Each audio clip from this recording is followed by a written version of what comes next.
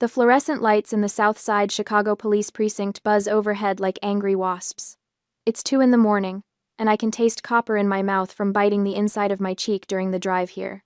When Sergeant Miller called, his voice was careful, measured. "Miss Baker, we have your niece and nephew here. They're safe, but we need you to come down." I'd thrown on whatever clothes I could find and driven through the blizzard, gripping my steering wheel so hard my knuckles went white. Cooper and Piper are here. They're safe. That's all that matters. But Miller doesn't lead me to the children. His hand on my elbow is firm, almost forceful, as he guides me past the waiting area where I catch a glimpse of silver emergency blankets. He steers me into an interrogation room instead. The door closes with a click that sounds too final. Miller drops a plastic evidence bag on the metal table between us. Inside is a crumpled note, and even through the clouded plastic, I can see my name scrawled across it in Sloane's handwriting. "Miss Baker." Miller's voice has lost all warmth. "Can you explain why a wealthy Lincoln Park architect would send 2 small children to a frozen industrial wasteland in the middle of a blizzard?" The words hit me like a fist to the stomach. "What? I didn't—" "Child abandonment is a felony in Illinois." He leans forward, and I can smell the coffee on his breath. "Child trafficking carries even heavier penalties. You want to start explaining?" My hands shake. This isn't real. This can't be happening. There's been a mistake, I say, but my voice comes out strangled. "I live at 2400 North Clark, Lincoln Park. The children, where were they found?" Miller's eyes don't leave my face. 2400 South Clark Street, an abandoned industrial park, during a blizzard warning, dressed in summer clothes. The difference hits me like ice water. North versus south. 1 letter. 2 completely different worlds. My address is tree-lined streets and boutique coffee shops. South Clark at that number is warehouses and broken streetlights and nowhere a child should ever be, especially not at night, especially not in January. I have to stop, breathe. I told my sister no. I sent her an email. I have proof. Miller crosses his arms. "People send emails to cover their tracks all the time, Miss Baker. You'd be surprised how often we see that.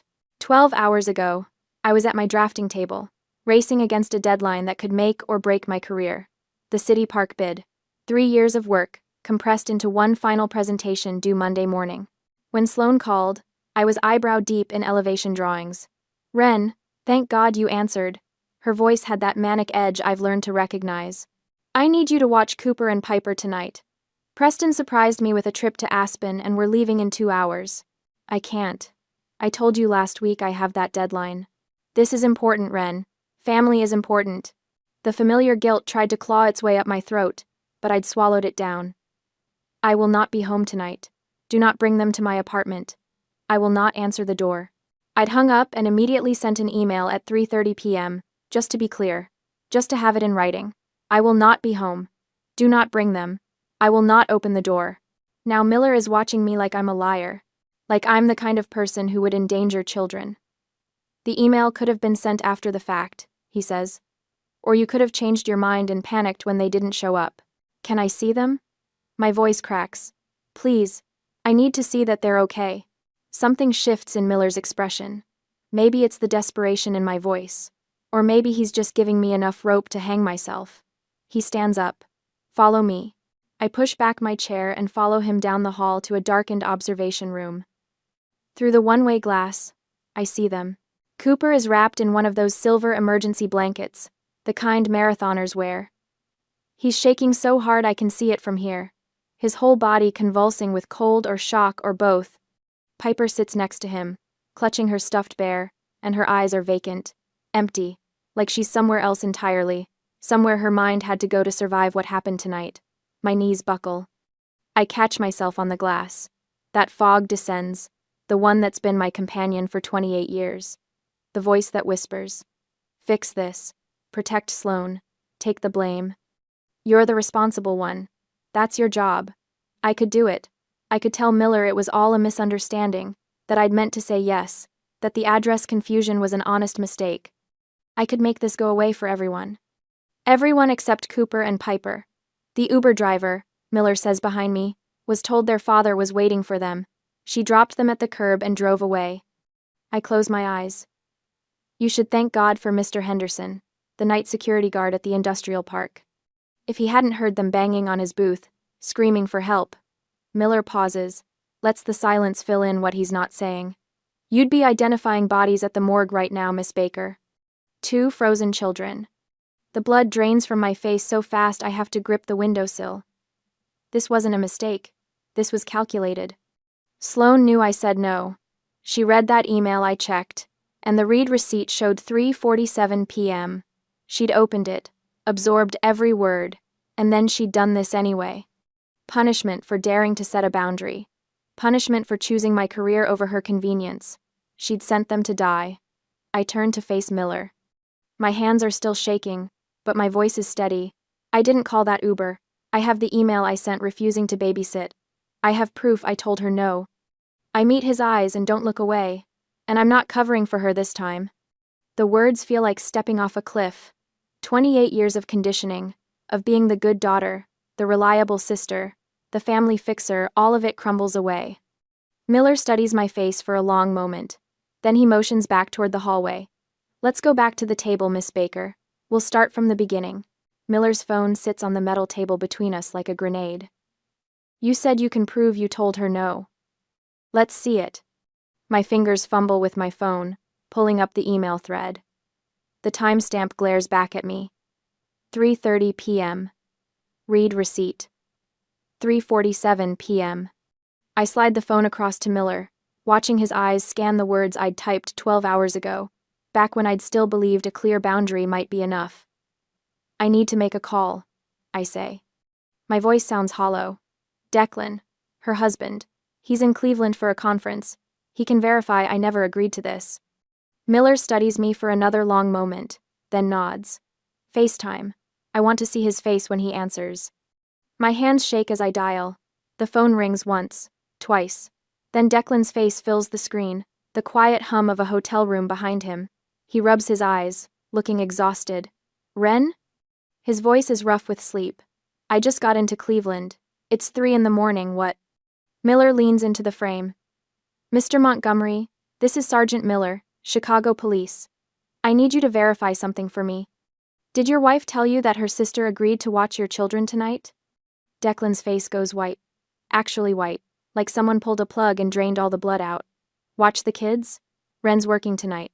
She told Sloane she couldn't. He stops. I watch understanding crash over him like a wave. Where are Cooper and Piper? Safe, Miller says. Barely. They were dropped off at an abandoned industrial park on the south side during a blizzard. We found them at 2400 South Clark Street. South Clark? Declan's voice cracks. Ren lives on North Clark. How did... Another pause. Longer this time. When he speaks again, his voice is ice. I need to access my home security system. Ring camera. Give me 2 minutes. Miller and I sit in silence while Declan works. I can hear him typing, muttering under his breath, the fury building in each keystroke. Then my phone buzzes. A video file. Miller opens it on his department laptop. The timestamp reads 5 p.m. Our house. The front door. Sloane staggers into frame. A wineglass dangles from her left hand, the stem gripped so loosely it's a miracle it doesn't shatter on the floor. She's swaying, actually swaying, like a tree in high wind. Cooper appears, his voice small on the recording. Mommy, where's our coats? She doesn't answer, just pushes him toward the door with her free hand. Piper comes next, wearing a summer dress in January. Sloane shoves them both outside and the door slams. Not once does she look at her phone. Not once does she check the Uber destination. She sends her children into a blizzard in summer clothes and goes back inside for more wine. Miller's jaw tightens. I'll need that file sent to this email address. Already done, Declan says through the phone.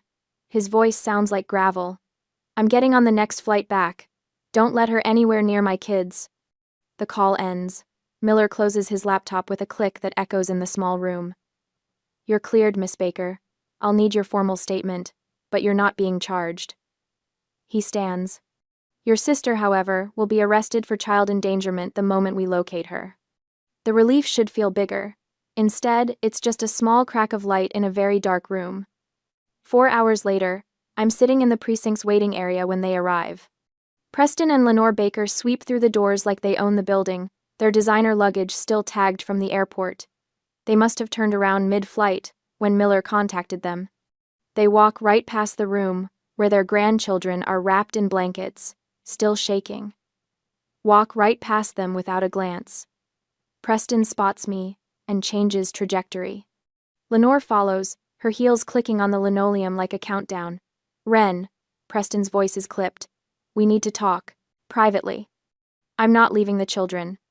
The children are fine." Lenore's hand lands on my arm, perfectly manicured nails digging in just enough to hurt. "What we need to discuss is damage control. Do you have any idea what this will do to Preston's company stock if it hits the police blotter?" I stare at her. "Your grandchildren almost froze to death." "Don't be dramatic."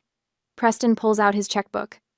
Right there in the police station, he pulls out his checkbook like we're at a country club settling a golf bet. He writes with smooth, practiced strokes, then slides the check across the table. $50,000. Made out to me, the memo line is blank. Consider it a gift. Preston says, tapping the paper. "An early birthday present, but gifts are for family members who support each other, Ren, not for those who cause scandals." He lowers his voice. "Tell the police it was a family miscommunication. You gave Sloan the wrong address by accident. Do that, and the check is yours." "No harm done," he adds. "No harm?" My voice comes out strangled. Cooper was hypothermic. Piper won't speak. Ace. Lenore leans in close. The smell of her perfume makes my stomach turn. "This is what family does, Ren. We protect each other.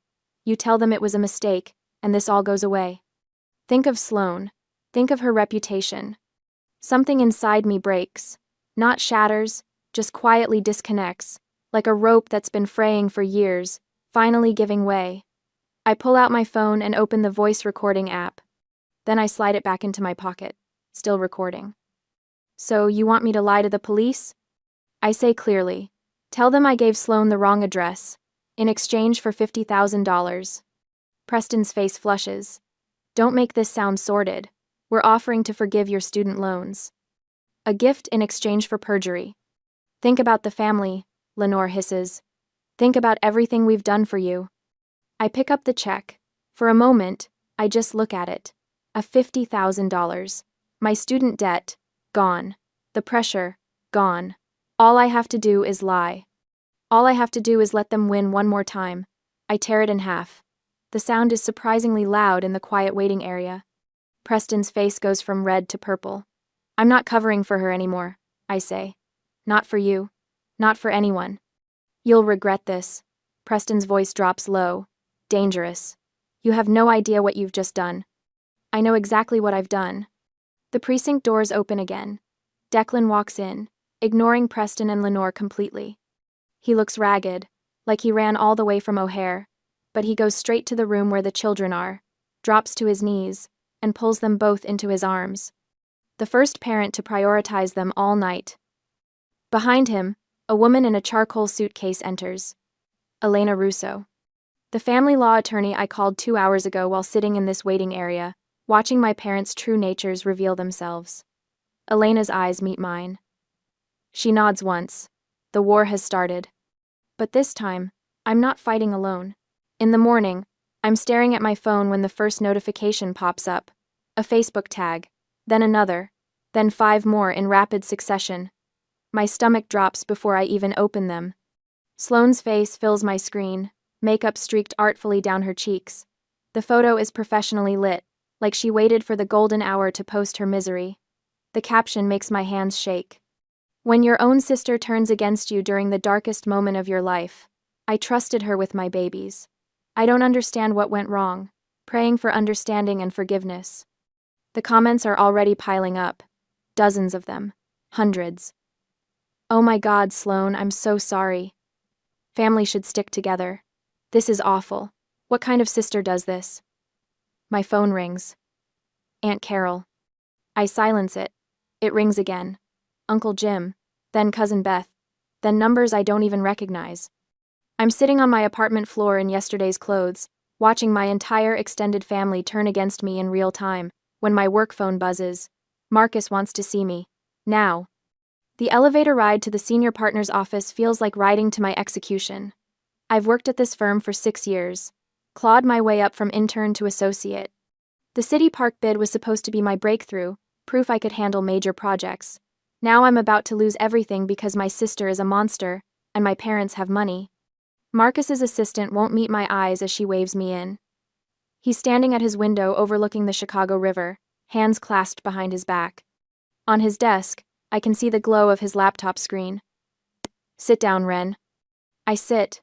My throat is so tight I can barely swallow.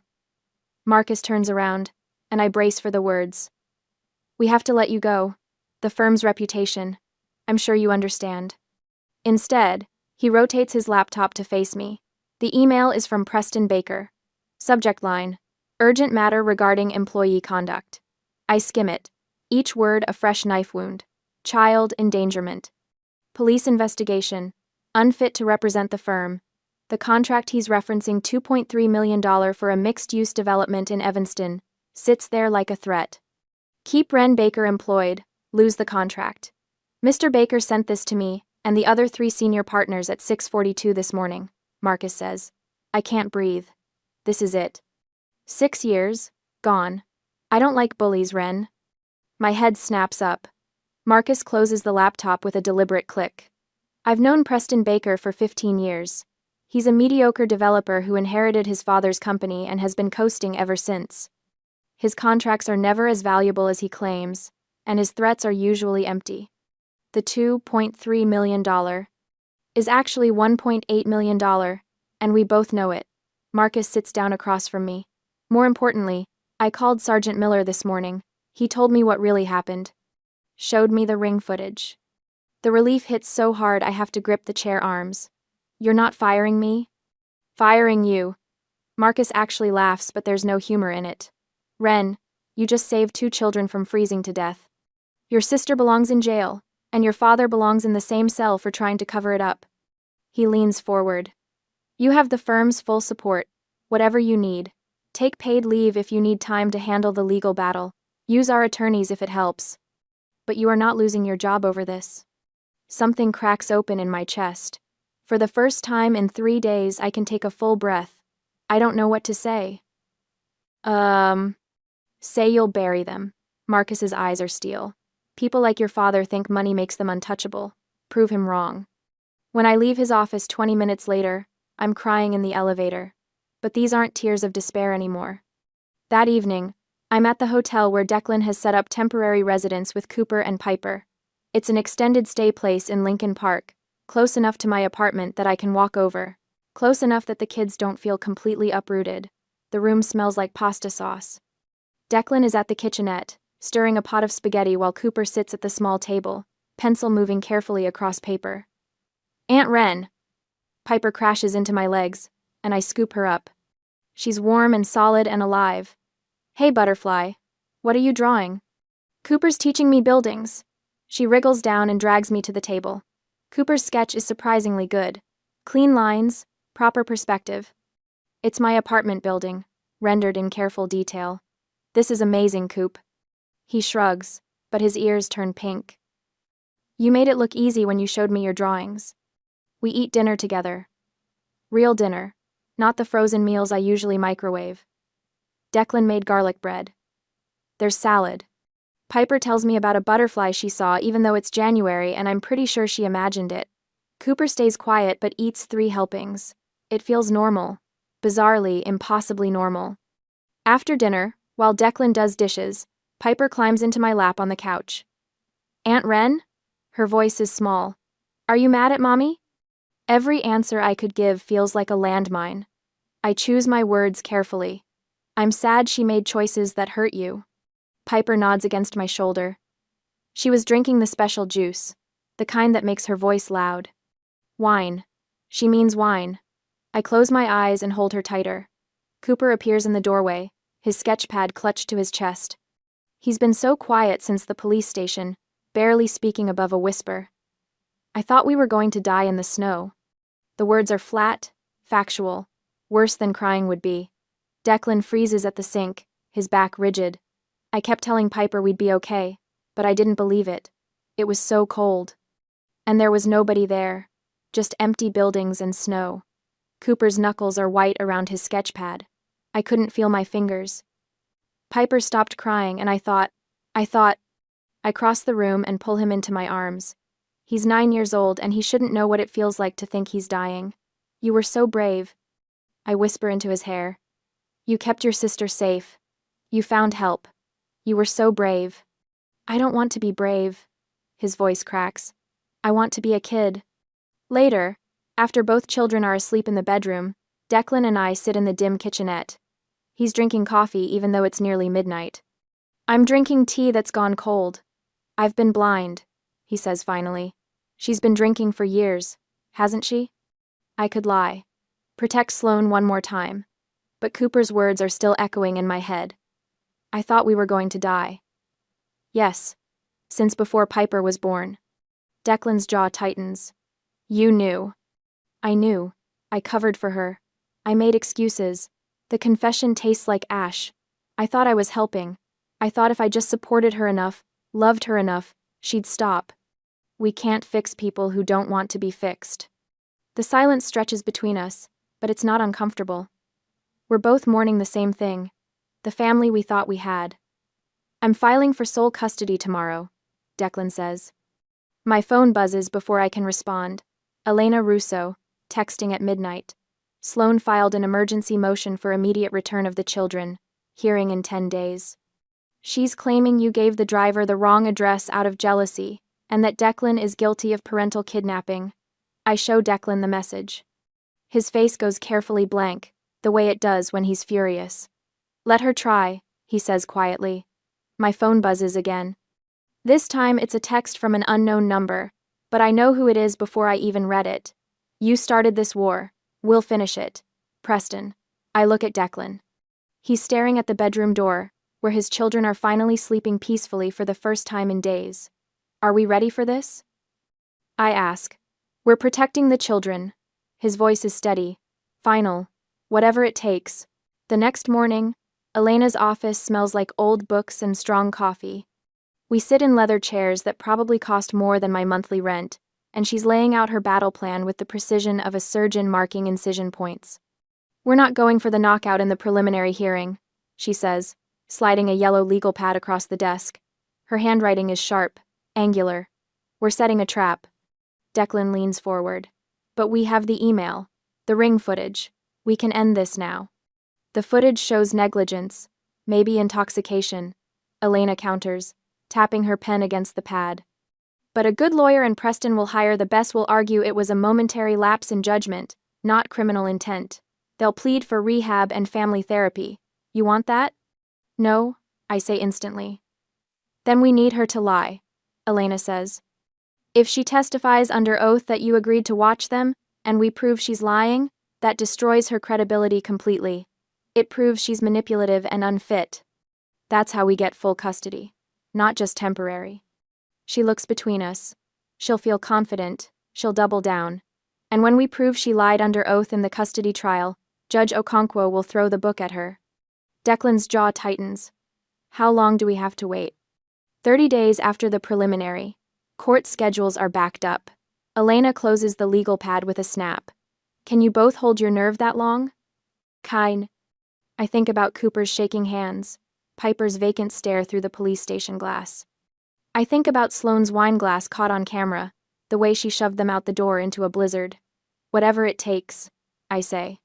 On the preliminary hearing, the Cook County Family Court is all dark wood paneling and fluorescent lighting, the kind of institutional space designed to make you feel small. The gallery benches are hard, unforgiving. I chose my outfit carefully this morning, a simple gray sweater, no jewelry, my hair pulled back. I want to look exhausted, defeated. It's not hard to fake. Sloane sweeps in 20 minutes before the hearing, wearing cream-colored wool and understated pearls. Her makeup is perfect, her expression carefully composed into wounded dignity. She doesn't look at me as she takes her seat at the plaintiff's table. Preston and Lenore claim the front row of the gallery like it's a box seat at the opera. Preston's suit probably costs more than my car payment. Lenore's perfume reaches me 3 rows back, something expensive and cloying. When Judge Patricia Okonkwo enters, we all rise.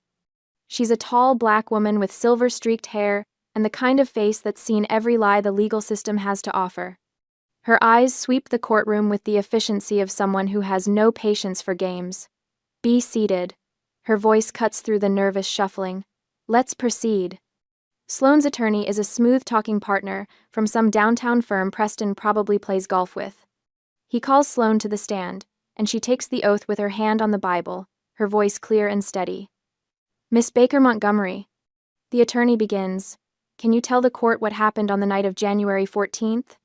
Sloane dabs at her eyes with a tissue, though I notice they're dry.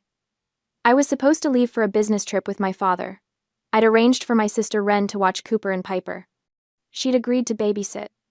My fingernails dig into my palms. How did you arrange this? The attorney prompts. We spoke on the phone that afternoon. She said yes, to send them over. Sloane's voice wavers, perfectly calibrated. I gave the Uber driver her address 2400 North Clark Street, where Wren lives in Lincoln Park. I don't know how the children ended up on the south side. Perhaps the driver made a mistake. Perhaps there was confusion. Elena sits beside me, writing in her legal pad. She doesn't object, doesn't interrupt, just lets the lies stack up, like kindling, waiting for a match.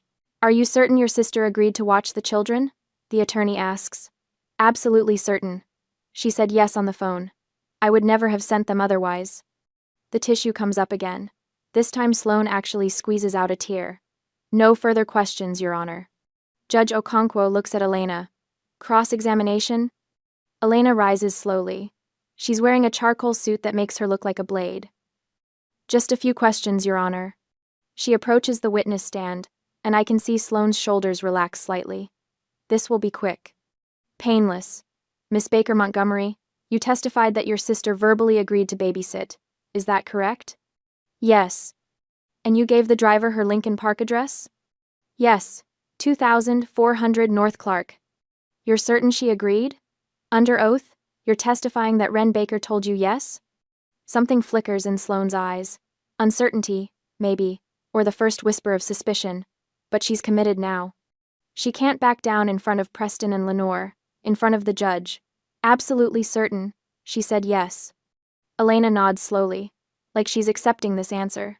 No further questions, Your Honor. That's it.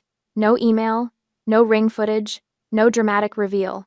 Sloane's attorney looks confused, and I can see Preston lean forward, whispering something to Lenore. Judge Okonkwo reviews her notes. This appears to be a family miscommunication that resulted in a dangerous situation. Miss Baker, I'm troubled that you didn't ensure clearer arrangements for the children's safety. The words land like stones. I force myself not to react. However, given the circumstances and the lack of clear evidence, I'm maintaining the status quo. Mr. Montgomery retains temporary custody. Miss Baker Montgomery, you're granted supervised visitation twice weekly, supervised by a court-appointed social worker. The gavel comes down. Next case. The courtroom empties into the marble hallway, and Sloane is immediately surrounded by Preston and Lenore. Their smiles are triumphant, vicious. Preston catches my eye as I pass. He steps deliberately into my path. You should have taken the check, Wren. His voice is low, meant only for me. Family always wins. Lenore's hand touches my arm, her grip tight enough to bruise. This isn't over, dear, but you've already lost. Sloane is performing for a small cluster of reporters who somehow got wind of the hearing. I just want my babies back, she says, voice breaking. A mother's love never gives up. The cameras eat it up. I keep walking toward the parking garage, my footsteps echoing in the stairwell. Declan and Elena follow silently. We don't speak until we're inside Elena's car. Doors closed, engine running. Elena closes her leather notebook with a sharp snap. She's on the record now, she says. Every lie is documented, time-stamped, under oath. I stare at the concrete pillar in front of us. But we lost today. We let her think she won. Elena's smile is cold, predatory. Now we own her. Declan's hands grip the steering wheel. Understanding dawns across his face. She just committed perjury. And in 30 days, Elena says, we prove it. The concrete pillar blurs as my eyes fill. Not with defeat, with something sharper, cleaner, hope. On the second confrontation, The courtroom feels smaller this time, more suffocating. Maybe it's the press packed into the gallery, their cameras clicking like hungry insects. Maybe it's the way Preston sits front and center, his charcoal suit pressed sharp enough to draw blood, that same smug smile playing at his lips. Sloane sweeps in wearing ivory, of course, ivory, the color of innocence, her hair styled in soft waves that frame her face. She clutches tissues in one hand like props in a play she's rehearsed too many times. The society page photographers eat it up. I can already see the headline, "Mother Fights for Her Children." I smooth my plain gray sweater and try not to feel small. Declan's hand finds mine under the table, just for a second. His palm is steady, warm. Elena sits beside us, her slim folder closed on the table in front of her. She looks almost bored, flipping through her phone while we wait for Judge Okonkwo to enter. All rise. The courtroom rustles to its feet. Judge Okonkwo's face is carved stone as she takes her seat, and I remember the way she'd looked at me during the preliminary hearing, like I was careless, irresponsible. A woman who couldn't even communicate properly with her own sister. Today, that's going to change. "Miss Russo," the judge says, "you may call your first witness." Elena stands, and there's something predatory in the way she moves. "Your Honor, I'd like to recall Sloane Baker Montgomery to the stand." Sloane's attorney objects, of course, but the judge waves him off. Sloane walks to the witness stand with her chin high, confident. She thinks this is just cleanup, a formality before her inevitable victory. The bailiff reminds her she's still under oath from her earlier testimony. "Mrs. Montgomery." Elena begins, her voice deceptively gentle. "During the preliminary hearing last month, you testified under oath about the events of January 14th. Is that correct?" "Yes." Sloane's voice is steady. "And you stated that your sister, Wren Baker, verbally agreed to babysit your children that evening, correct?" "That's right." Sloane glances at the jury, playing wounded. She said yes, and then she just wasn't there. "And you gave the Uber driver her address? 2400 North Clark Street?" "Of course I did." Sloane's confidence grows. "I would never send my children to the wrong place. I'm their mother." The courtroom murmurs its approval. Preston nods, satisfied. Elena turns to the screen, mounted beside the judge's bench. "Your Honor, I'd like to enter Exhibit A into evidence." The projector hums to life. An email fills the screen, and I watch Sloane's face drain of color as she reads her own name in the recipient line. From Wren Baker to Sloane Montgomery sent, January 14, 3:30 p.m. Subject, tonight. I will not be home. Do not bring them. I will not open the door. Read receipt. Open January 14, 3:47 p.m. The timestamp glows like an accusation. 6 hours before she sent those children into the blizzard, the courtroom erupts in whispers. Someone in the press section gasps audibly, "Mrs. Montgomery." Elena's voice cuts through the noise. "You opened this email at 3:47 p.m. You read it, and yet you testified under oath that your sister agreed to babysit. Which statement is true?" Sloane's mouth opens, closes. Her lawyer is on his feet, objecting, but Judge Okonkwo silences him with a look that could freeze fire. "Answer the question, Mrs. Montgomery." I forgot about the email. I thought." "You forgot an email you opened 6 hours before the incident?" Elena doesn't raise her voice. She doesn't need to. An email that explicitly stated, in capital letters, that Miss Baker would not be home? The tissues in Sloane's hand are shredded now, little white flakes falling to the floor. "Let's move on," Elena says. "Your Honor, I'd like to play Exhibit B." The screen shifts to video footage. I recognize the angle immediately, the ring camera from Sloane and Declan's front door. The timestamp reads 5 p.m. The Sloane on screen is nothing like the Sloane on the witness stand. Her hair is messy, her cashmere sweater askew. She's holding a wine glass in one hand, and when she moves, she sways. Not dramatically, just enough to notice. Cooper appears at her side, already wearing his jacket. "Mommy, where's our coats?" Sloane ignores him. She opens the door, the blizzard is visible even through the camera, snow driving sideways, and ushers both children outside. Piper is wearing a thin cotton dress amidst a blizzard. The gallery reacts with audible horror. I hear someone say, "Oh my God." Sloane never checks her phone, never confirms the address with the Uber driver idling at the curb. She just closes the door, wine glass still in hand, and the last image before the footage ends is Cooper's small face turning back toward the house, confused and frightened. Judge Okonkwo's expression has gone from stone to thunder. "Mrs. Montgomery," Elena says, and her voice is sharp enough to cut. "Were you intoxicated when you sent your children out into a blizzard warning, without proper winter clothing?" "I had 1 glass." "1 glass? The footage shows you holding wine at 5 p.m., hours before your scheduled flight. How many glasses had you consumed by that point?" Sloane's lawyer tries to object again. The judge overrules him without looking away from Sloane. "I don't remember exactly."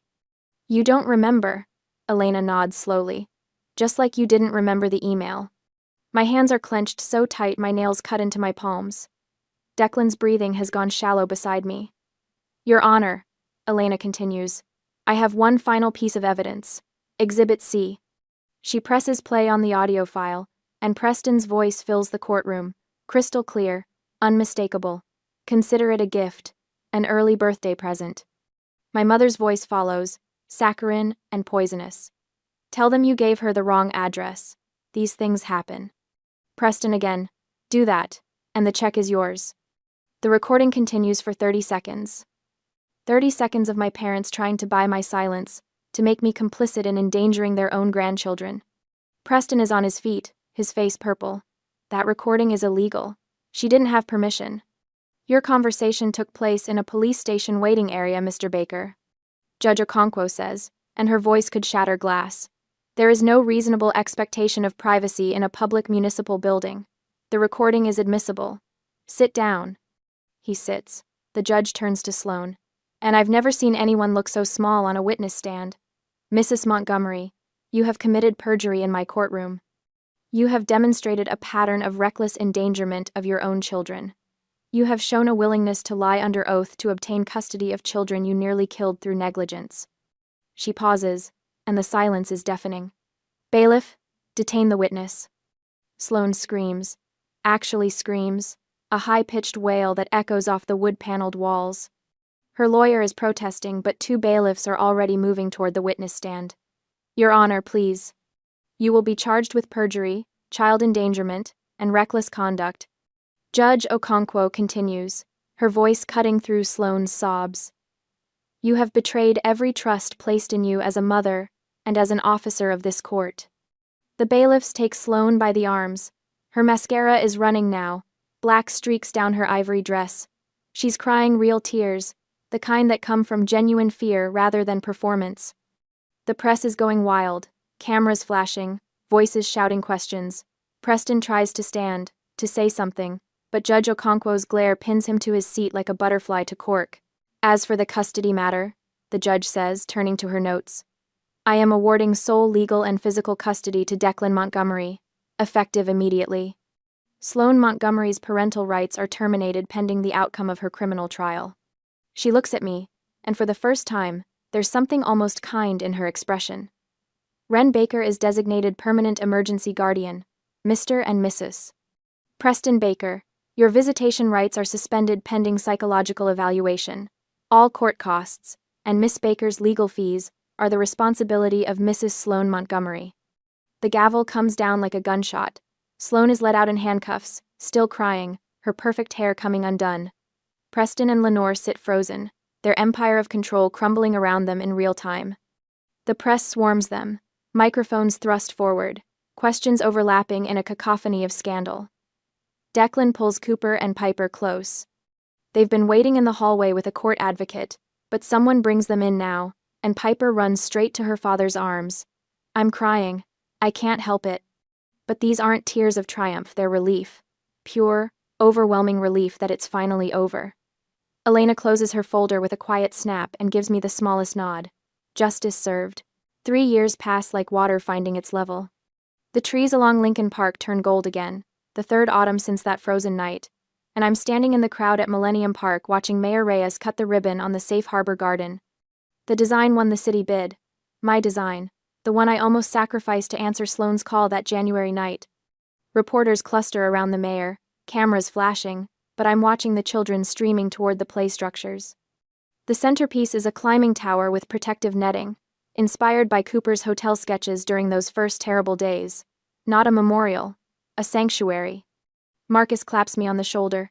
Hell of a thing, Baker. Your name's going on a plaque.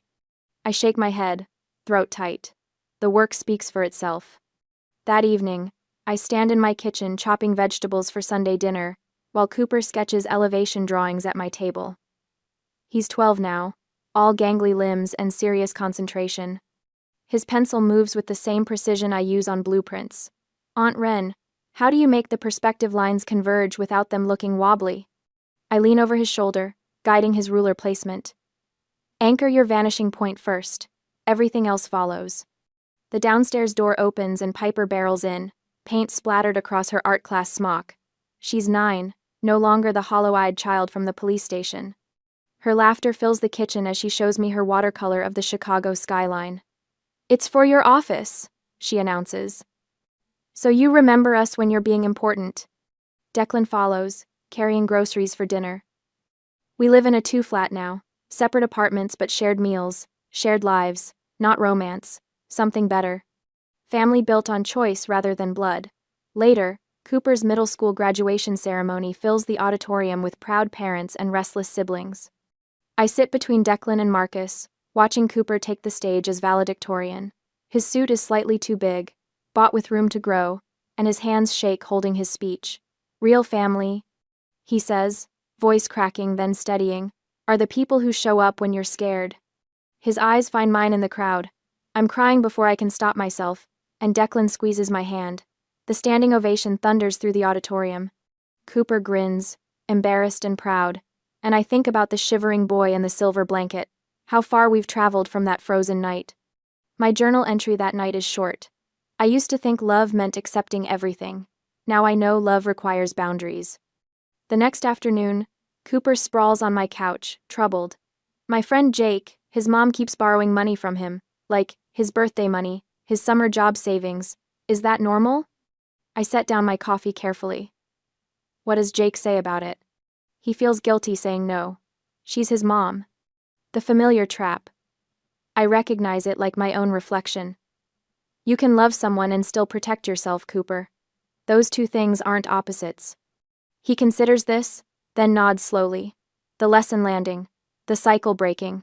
I never responded to Preston and Lenore's letters. They arrived monthly at first, then quarterly, then stopped. Peace found me in distance, not reconciliation.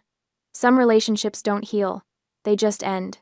The news about Sloan reaches me through Elena's network, remarried to Dr. Brandon Wells, a Connecticut surgeon, a new baby Emma, a fresh start built on hidden truths. Until the baby fell from a changing table.